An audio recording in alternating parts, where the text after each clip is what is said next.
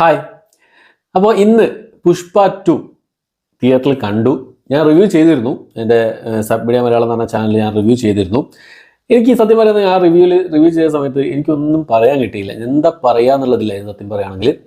എനിക്ക് നമ്മളെന്തൊക്കെയോ പ്രതീക്ഷിച്ചു പോയി. ഞാൻ ഇന്നലെ ഒരു വീഡിയോ ചെയ്തിരുന്നു, പ്രതീക്ഷ, അതായത് പുഷ്പ 2ൻ്റെ പ്രതീക്ഷ എന്ത് എന്നുള്ളൊരു വീഡിയോ ഞാൻ ചെയ്തിരുന്നു. അതിൽ ഞാൻ പറഞ്ഞിട്ടുണ്ട് എന്തൊക്കെ ആയിരുന്നു എൻ്റെ പ്രതീക്ഷ എന്നുള്ളത്. അതൊന്നും കിട്ടാതായപ്പോൾ എന്തോ എനിക്കറിയില്ല, എനിക്കൊന്നും ആ റിവ്യൂവിലൊന്നും പ്രത്യേകിച്ച് ഒന്നും പറയാൻ പറ്റിയില്ലായിരുന്നു. അതുകൊണ്ട് പിന്നെ എനിക്ക് എനിക്ക് ഈ ഒരു സിനിമയിൽ എന്തൊക്കെ ഫീൽ ചെയ്യുന്നുള്ളതൊന്ന് പങ്കുവെക്കണമെന്നുണ്ടായിരുന്നു. അതുകൊണ്ടാണ് ഈ ഒരു വീഡിയോ ഞാൻ ചെയ്യുന്നത്. എനിക്കെന്തായാലും പറഞ്ഞേ തീരുള്ളൂ എന്നുള്ളത് കൊണ്ടാണ് എനിക്ക് പറയണം. കാരണം വെച്ചാൽ രാവിലെ തന്നെ ഇത്രയും കഷ്ടപ്പെട്ട് 10-28 കിലോമീറ്റർ പുലർച്ചെ 2:45 പോയിട്ടുണ്ട്. 4 മണിക്കായിരുന്നു തിയേറ്ററിൽ ഷോ വന്നിരുന്നത്. അപ്പോൾ പോയി കണ്ട് ഉറക്കം പോയി കണ്ട് കഴിഞ്ഞപ്പോൾ എനിക്ക് എന്താണ് അതിൽ കിട്ടിയൊരു ഫീൽ എന്നുള്ളതാണ്. നമ്മൾ വളരെ പ്രതീക്ഷയോടുകൂടി പോയ സംഭവമാണ്. കാരണം എന്താ വെച്ചാൽ പുഷ്പ ദ റൈസിംഗ് എന്ന് പറഞ്ഞ സിനിമ, ആ ഒരു ഫസ്റ്റ് പാർട്ട് നമ്മൾ അത്ര എൻജോയ് ചെയ്ത് കണ്ട സംഭവമാണ്. എനിക്ക് നല്ലപോലെ ഇഷ്ടപ്പെട്ടിരുന്ന സംഭവം.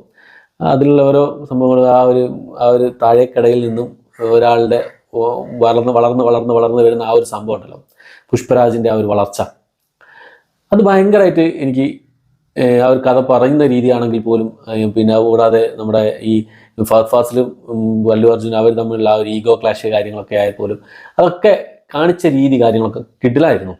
അപ്പോൾ സെക്കൻഡിലേക്ക് എത്തുന്ന സമയത്ത് ഇവർ എന്തൊക്കെയോ കാണിച്ചു കൂട്ടി. തുടങ്ങുന്നതൊന്ന് കഴിയുന്നത് വേറെ ഒന്ന് എന്നുള്ള രീതിയിലായിരുന്നു സിനിമ ആ ഒരു ചെയ്തു വെച്ചത്. അപ്പോൾ ഞാൻ പറയുകയാണെങ്കിൽ ഫസ്റ്റ് സ്റ്റാർട്ടിങ്ങിൽ ആദ്യത്തെ ഒരു 10 മിനിറ്റ് ആണ് അത് നമ്മുടെ അല്ലു അർജുൻ്റെ പുഷ്പരാജിൻ്റെ ഒരു ഇൻട്രോ സീനാണ്. അങ്ങ് ജപ്പാനിലാണ് കാണിക്കുന്ന സംഭവം. ജപ്പാനിൻ്റെ ഒരു കടൽ തീരത്താണ് കാണിക്കുന്നത്, ഒരു ഷിപ്പ് യാർഡ്, അവിടെയാണ് കാണിക്കുന്നത്. അവിടെ വെച്ചൊരു 10 മിനിറ്റോളം ഒരു കിടിലൻ ഫൈറ്റ്, എന്തൊക്കെയോ ഫൈറ്റ് ഉണ്ട്, അടിപൊളി ഫൈറ്റാണ്. ഫൈറ്റുകളൊന്നും രക്ഷയില്ല, ഫൈറ്റുകളൊക്കെ അടിപൊളിയായിരുന്നു. അവിടെ ഒരു 10 മിനിറ്റോളം ഫൈറ്റും കുറച്ച് കുറേ ഡയലോഗും കാര്യങ്ങളൊക്കെ ഉണ്ട്. ആ ഇതിൽ ലാസ്റ്റ് ഇതിൻ്റെ മുകളിൽ നിന്ന് വെടിയേറ്റിട്ട് കടലിലേക്ക് വീഴുകയാണ് നമ്മുടെ പുഷ്പരാജ്. അത് ട്രെയിലറൊക്കെ കാണിച്ചിട്ടുണ്ട് കേട്ടോ. അതിനുശേഷം ഒരു ഫ്ലാഷ് ബാക്ക് ഇവൻ്റെ ചെറുപ്പം കാണിക്കുന്നു. അതിനുശേഷം നോർമലായിട്ട് ഈ പുഷ്പരാജിൻ്റെ ആ ഒരു ചന്ദനക്കടത്തും കാര്യങ്ങളൊക്കെ ആയിട്ട് കഥ അങ്ങോട്ട് പോവുകയാണ്. ഫസ്റ്റിലെ ആ ഒരു 10 മിനിറ്റ് എന്തിനാണ് കാണിച്ചത്? ക്ലൈമാക്സിൽ അതിനെന്തെങ്കിലും ഒരു കൺക്ലൂഷൻ കാര്യങ്ങൾ ഉണ്ടാവുമെന്ന് പ്രതീക്ഷിച്ചു. പക്ഷേ ഞാൻ എന്താ പറഞ്ഞത്, തുടക്കം ഒന്ന് ഒടുക്കം വേറെ ഒന്ന് എന്നുള്ള രീതിയിലായിരുന്നു സിനിമയുടെ പോക്ക് എന്നുള്ളതാണ്. ചന്ദനക്കടത്തെല്ലാം കൂടി അവസാനത്തേക്ക് ചന്ദനമഴ സീരിയലിൻ്റെ അവസ്ഥയിലേക്ക് വഴി പോകുന്നത് പോലെയാണ് തോന്നി. എന്തോ ഒരു ഇതിൽ പെട്ടെന്ന് സുകുമാർ ഫിലിം എന്ന് പറഞ്ഞ് പെട്ടെന്ന് നാടകം നിർത്തിയേ സിനിമ കഴിഞ്ഞോ, ഇതെന്താ അങ്ങനെ ഇപ്പോൾ, എന്താ പതി കഥ എന്നുള്ള ആ ഒരു മൈൻഡിൽ ഇരുന്നു പോയി. സത്യം പറയുകയാണെങ്കിൽ 3.5 മണിക്കൂറുണ്ട് സിനിമയുടെ ദൈർഘ്യം വരുന്നത്. ഫസ്റ്റ് ഹാഫ് വെച്ച് നോക്കുകയാണെങ്കിൽ സെക്കൻഡ് ഹാഫ് വളരെ ഷോക്കായിരുന്നു എന്നുള്ളത് തന്നെയാണ്. ഫസ്റ്റ് ഹാഫ് ഒരു ഡീസൻറ്റ്, വലിയ കുഴപ്പമില്ലാത്ത രീതിയിലുള്ള ഫസ്റ്റ് ഹാഫ് ആയിരുന്നു. സെക്കൻഡ് ഹാഫ് ഭയങ്കര ഷോക്കായിപ്പോയി. ഫസ്റ്റ് ഹാഫിനെക്കാട്ടും ഒരു പടിയെങ്കിലും ഉയർന്നു നിന്നാലേ, സെക്കൻഡ് ഹാഫ് ഒരു പടിയെങ്കിലും ഉയർന്നു നിന്നാലേ നമുക്ക് എന്തെങ്കിലും ഓർത്ത് വെച്ച് നമുക്ക് പുറത്തേക്ക് ഇറങ്ങാൻ പറ്റുള്ളൂ. അതുകൊണ്ട് കൂടിയാണ് ഞാൻ ആ സിനിമ കണ്ട് പുറത്തിറങ്ങി ആ ഒരു 10-15 മിനിറ്റിനുള്ളിലാണ് ഞാൻ ആ റിവ്യൂ ചെയ്തത്. പക്ഷേ എനിക്കൊന്നും ഒന്നും മൈൻഡിലേക്ക് കിട്ടുന്നില്ലായിരുന്നു. അപ്പോൾ ഞാൻ തിരിച്ച് വീട്ടിലേക്ക് വരുന്ന സമയത്ത് വണ്ടിയിൽ ഇരുന്ന് ഇങ്ങനെ ആലോചിച്ചു ഇതിനെക്കുറിച്ച്, സിനിമയിലെ ഓരോ സീനുകളും കാര്യങ്ങളൊക്കെ, അതെങ്ങനെ ഉണ്ടായിരുന്നല്ലോ, അതെങ്ങനെ ഉണ്ടായിരുന്നല്ലോ, അതിനെക്കുറിച്ച് എന്താണ് എന്നുള്ള കാര്യങ്ങളൊക്കെ അങ്ങനെ ചിന്തിച്ച സമയത്താണ് ഞാൻ ഇവിടെ വീട്ടിൽ വന്നിട്ട് ഒരു ഡീറ്റെയിൽ ആയിട്ടുള്ളൊരു കാര്യം, എൻ്റെ ഒരു ഒപ്പീനിയൻ എന്ത് എന്നുള്ളത് പറയാമെന്ന് വിചാരിച്ചത്. ഫസ്റ്റ് ഒരു ഇൻട്രോ കഴിഞ്ഞതിന് ശേഷം സിനിമയിൽ രണ്ടാമതൊരു ഇൻട്രോ കൂടി ഉണ്ട് അല്ലു അർജുൻ. അതൊരു പോലീസ് സ്റ്റേഷൻ സീനാണ്. അതിന് മുമ്പേ ഫഹദ് ഫാസിലിൻ്റെ ഒരു കിടിലൻ സീനും കാര്യങ്ങളൊക്കെ കാണിക്കുന്നുണ്ട്. പോലീസ് സ്റ്റേഷൻ സീനുകളൊക്കെ നല്ല രസമുണ്ടായിരുന്നു, നല്ല അടിപൊളി കോമഡി കാര്യങ്ങളൊക്കെ ഉണ്ടായിരുന്നു അവിടെ എന്നുള്ളതാണ്. അതിനുശേഷം നമ്മുടെ എന്താ പറയുക, ശ്രീവല്ലി പുഷ്പരാജിൻ്റെ ഭാര്യ ഒരു ആവശ്യം, ഒരാഗ്രഹം പറയാണ്. അത് ആഗ്രഹം എന്ന് പറഞ്ഞാൽ വെറുതെ പറയാണ്, എനിക്കൊരു അങ്ങനെ ഒരു ആഗ്രഹം ഉണ്ട്. അത് സംഭവം സിനിമ കാണാൻ ഞാൻ സ്പോയിലറൊന്നും പറഞ്ഞില്ല. ആ ഒരു ആഗ്രഹത്തിന് വേണ്ടി പോകുന്ന സമയത്ത് അവിടെ ഇൻസൾട്ട് ആവുകയാണ് നമ്മുടെ നായകൻ. പുഷ്പരാജിനെ ഒരു സ്ഥലത്ത് ഇൻസൾട്ട് ആയി കഴിഞ്ഞാൽ എന്തായിരിക്കും സംഭവിക്കുക എന്നുള്ളത് നിങ്ങൾക്ക് എല്ലാവർക്കും ഊഹിക്കുന്ന കാര്യമാണല്ലോ. ഫസ്റ്റ് കണ്ടവർക്കറിയാം. ഈഗോ ഹേർട്ടായി കഴിഞ്ഞാൽ പിന്നീട് എന്താണ് കുറച്ച് സംഭവങ്ങൾ. അത് ഫസ്റ്റ് ഹാഫ് വരെ അടിപൊളി പറഞ്ഞാൽ വലിയ എത്ര സൂപ്പറൊന്നുമില്ല, എന്നാലും ഫസ്റ്റ് ഹാഫ് വരെ അത് രസകരമായിട്ട് തന്നെ കൊണ്ടുപോയിട്ടുണ്ട് എന്നുള്ളതാണ്. വലിയ രസമുണ്ടായിരുന്നു. പെർഫോമൻസുകളൊക്കെ എടുത്ത് നോക്കുകയാണെങ്കിൽ കഷ്ടപ്പെട്ടിട്ടുണ്ട് നമ്മുടെ അല്ലു അർജുൻ, അടിപൊളിയായിട്ട് കഷ്ടപ്പെട്ടിട്ടുണ്ട്, നല്ല കഷ്ടപ്പെട്ടിട്ടുണ്ട്. പക്ഷേ അതിൻ്റെ ഒരു ഫലം കിട്ടുമെന്നുള്ളതാണ് സംശയം എന്നുള്ളത്. ഫാസ്റ്റിലായിക്കോട്ടെ കുറഞ്ഞ സ്ക്രീൻ സ്പേസ് ഉണ്ടായിരുന്നുള്ളൂ എന്നാണ് എനിക്ക് തോന്നുന്നത്. കുറഞ്ഞ സ്ക്രീൻ സ്പേസേ ഉള്ളൂ. പക്ഷെ കിട്ടിയ ആ ഒരു സ്ക്രീനിൽ നൈസായിട്ട് ഭംഗിയായിട്ട് കൈകാര്യം ചെയ്തിട്ടുണ്ട് അദ്ദേഹത്തിൻ്റെ ആ ഒരു കഥാപാത്രം എന്നുള്ളത്. നല്ല രസമുണ്ടായിരുന്നു. കോമഡി, ചിരിക്കാനുള്ള വകകളൊക്കെ ഉണ്ട് ആ ഒരു കഥാപാത്രത്തിൻ്റെ ആ ഒരു മനസ്സരങ്ങളും കാര്യങ്ങളൊക്കെ ആയിട്ടുള്ളത്. പിന്നെ നമ്മുടെ ശ്രീവല്ലിയായിട്ട് വന്ന രശ്മിക മന്ദാന എനിക്ക് തോന്നുന്നു ഫസ്റ്റിനെക്കാട്ടും കുറച്ചുകൂടി ബെറ്റർ ആയിട്ട് തന്നെയാണ് ഈ ഒരു ഇതിൽ പെർഫോമൻസ് കാഴ്ചവെച്ചിട്ടുള്ളത്.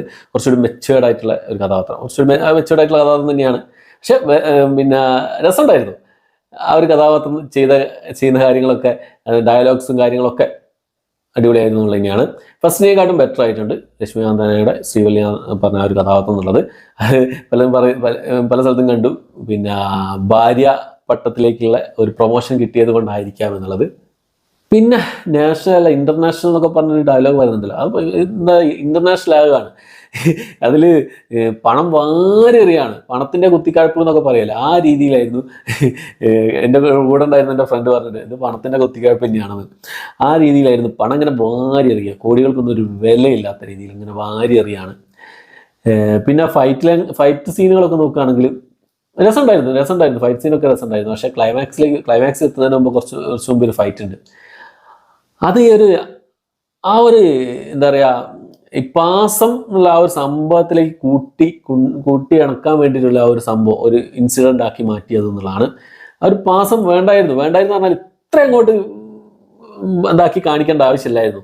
ചിലപ്പോൾ അവർക്ക് അവിടെ വർക്കാവുണ്ടാവും, പക്ഷെ നമുക്ക് അത് സീരിയൽ മേക്കിംഗ് പോലെ ഇപ്പോൾ ഈ ക്ലൈമാക്സ് എന്നുള്ളതാണ്. ക്ലൈമാക്സ് ഒരു സ്ഥലത്ത് കൊണ്ട് നിർത്തുന്നത്, ഇത് ഇത്രയും നേരം കണ്ടിട്ട് 3.5 മണിക്കൂർ കണ്ടിട്ട് ഇത് ഇങ്ങനെയാണ് സംഭവം നിർത്തുന്നത് എന്നുള്ളതിലായിപ്പോയി. മൂന്നാമത്തെ ഒരു ഭാഗത്തിന് വേണ്ടിയിട്ട് അവർ പിന്നെ എന്താ പറയുക എന്തൊക്കെയോ കാണിച്ചു കൂട്ടി. ക്ലൈമാക്സിലേക്ക് എത്തുന്ന സമയത്ത് മൂന്നാമത്തെ ഒരു ഭാഗം ചെയ്യാൻ വേണ്ടിയിട്ട് എന്തൊക്കെയോ കാണിച്ചു കൂട്ടിയതുപോലെ ഞാൻ പറഞ്ഞല്ലോ, ഫസ്റ്റ് ആ ഒരു 10 മിനിറ്റ് ആദ്യം 10 മിനിറ്റ് കാണിച്ച ആ ഒരു സംഭവം എവിടെയില്ല. പിന്നീട് അതിനെക്കുറിച്ച് എവിടെയും പറഞ്ഞില്ല. ക്ലൈമാക്സിലെങ്കിൽ ലാസ്റ്റിലേക്ക് എത്തുന്ന സമയത്തെങ്കിലും അതിനെക്കുറിച്ച് എന്തെങ്കിലും ഉണ്ടാവുമെന്ന് വിചാരിച്ചു. പക്ഷെ ഇല്ല, അത് ചിലപ്പം പിന്നെ മൂന്നാം ഭാഗത്തിലായിരിക്കും. പിന്നെ ഇതിന് മുമ്പൊരു പുഷ്പ 2ന്റെ ഫസ്റ്റ് ഒരു സംഭവം വന്നിരുന്നു, കാട്ടെന്നുള്ളൊരു സംഭവം, കാട്ടിൽ പുലിയെ നോക്കി പേടിപ്പിക്കുന്ന ഒരു സംഭവം. അതും ഇതിലില്ല. അതും ചിലപ്പം തേർഡിലേക്ക് വെച്ച സംഭവമായിരിക്കാം. തേർഡ് വരുമോ, കാത്തിരുന്ന് കാണാം. ഇതിൻ്റെ വിജയം എങ്ങനെയാണെന്ന് അറിയില്ല. ആ സ്ത്രീവേഷം കെട്ടിയുള്ള ഫൈറ്റ് കാര്യങ്ങളൊക്കെ രസമുണ്ടായിരുന്നു. പിന്നെ ലാസ്റ്റ് ഒരു ഫൈറ്റ് ഉണ്ട്.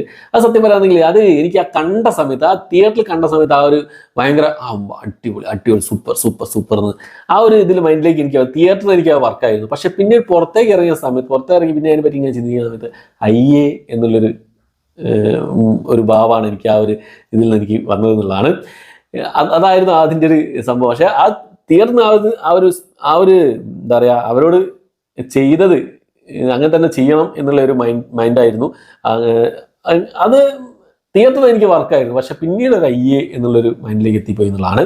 പിന്നെ നമുക്ക് അത് സോങ്ങുകളൊക്കെ ഫീലിങ്സ്, കിസിക്ക് സോങ്, അതൊക്കെ രസകരമായിട്ട് തന്നെ ചെയ്തിട്ടുണ്ട്. അതൊക്കെ നല്ല അടിപൊളിയായിട്ട് ഉണ്ടായിരുന്നു. പാട്ടുകളൊക്കെ പിന്നെ സ്ത്രീവേഷം കെട്ടിയുള്ള ഫൈറ്റും പാട്ടും ഒക്കെ രസമുണ്ടായിരുന്നു എന്നുള്ളതാണ്. ആകെ മൊത്തം ടോട്ടൽ എടുത്ത് നോക്കുകയാണെങ്കിൽ ഭയങ്കര ലെങ്ത്ത്, ശരിക്കും പറയുന്നത് ക്ഷീണമായിപ്പോയി. സത്യം പറയാൻ ക്ഷീണമായിപ്പോയി, മൊത്തത്തിൽ ക്ഷീണമായിപ്പോയി എന്നുള്ളതാണ്. അത്ര ലെങ്ത്തിൻ്റെ ആവശ്യമില്ലായിരുന്നു, കുറച്ച് ലെങ്ത്ത് കുറയ്ക്കാമായിരുന്നു എന്നുള്ളത് തന്നെയാണ് എൻ്റെ ഒരു അഭിപ്രായം എന്നുള്ളത്. ഒരു ഡീസൻറ്റ് ഫസ്റ്റ് ഹാഫും എന്തൊക്കെയോ കാണിച്ചു കൂട്ടുന്ന ഒരു സെക്കൻഡ് ഹാഫും, അതാണ് എനിക്ക് ഈ ഒരു സിനിമയെ കണ്ടപ്പോൾ തോന്നിയത്. ആ ഫസ്റ്റ് ഹാഫിൻ്റെ അതേ ലെവൽ തന്നെ സെക്കൻഡ് ഹാഫ് വന്നിട്ടുണ്ടെങ്കിൽ പിന്നെ ഉണ്ടാകുമായിരുന്നു. എന്താണെന്ന് എനിക്ക് പറയേണ്ടതെന്ന് അറിയില്ല. ഫസ്റ്റിൻ്റെ 7 അയലത്ത് പോലും വെക്കാൻ പറ്റില്ല എന്നാണ് എൻ്റെ ഒരു ഒപ്പീനിയൻ. ഇത്രയാണ് ഈ സിനിമയെക്കുറിച്ച് എനിക്ക് കുറച്ച് ഡീറ്റെയിൽ ആയിട്ട് പറയണമെന്ന് തോന്നി, അതാണ് പറഞ്ഞത്. ഞാൻ നെഗറ്റീവ് അടിച്ച് ഇതിനെ ഡീഗ്രേഡ് ചെയ്യുക എന്നൊന്നും പറയരുത്. കാരണം വെച്ചാൽ നമ്മൾ ഇത്രയും കഷ്ടപ്പെട്ടൊക്കെ കാണുന്നതാണ്. നമ്മൾ പിന്നെ ഫ്രീ ആയിട്ട് ടിക്കറ്റ് തന്ന് കാണിക്കുന്നൊന്നല്ലല്ലോ സംഭവം. പക്ഷെ നമ്മൾ ഇത്രയും പ്രതീക്ഷയോടുകൂടി കാണുമ്പോൾ എന്തോ നമ്മളെ മനസ്സിൽ ഒരു നമ്മളത്രയും പ്രതീക്ഷയായിരുന്നു. പുഷ്പരാജ് ആ ഒരു കഥാപാത്രം നശിപ്പിച്ച് തന്നെ പറയാം. ഓക്കെ, എന്തായാലും തിയേറ്ററിൽ പോയി കാണും. ഇതുവരെ ഇപ്പോൾ ബുക്കിംഗ് ഒക്കെ ഉണ്ട്. ബുക്ക് ചെയ്തവരൊക്കെ കണ്ടിട്ട് നിങ്ങളുടെ അഭിപ്രായങ്ങൾ കമന്റ് ബോക്സിൽ രേഖപ്പെടുത്താൻ ശ്രമിക്കുക. ഓക്കെ, അപ്പോൾ പുതിയൊരു വീഡിയോ ആയിട്ട് വരുന്നതായിരിക്കും. ബൈ.